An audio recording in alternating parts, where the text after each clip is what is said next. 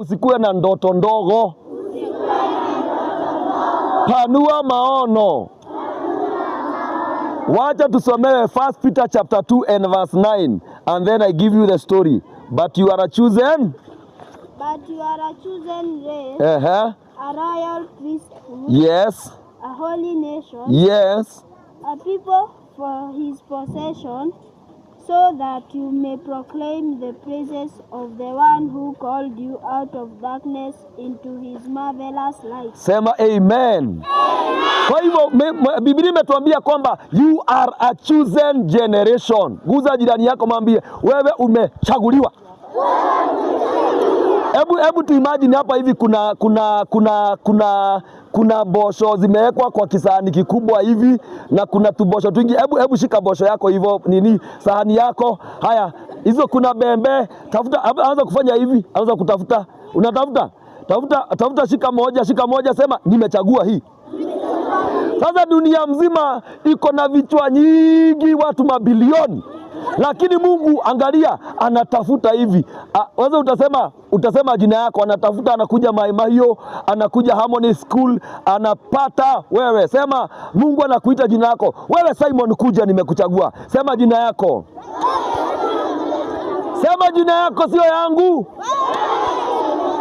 Kwa hivyo Mungu amefanya nini? Amekuchagua. Shika kichwa, sema giga gaga. Mungu amenichagua.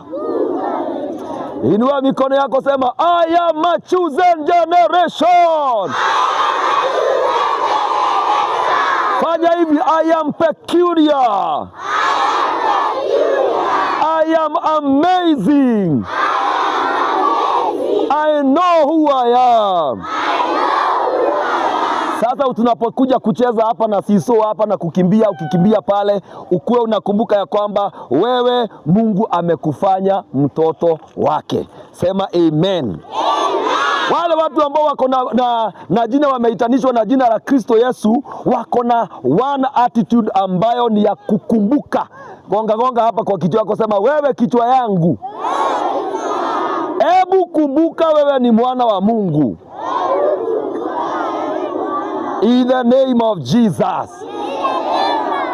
Sasa kuna jamaa moja alikuwa anaitwa Joseph, amezaliwa akiwa last born.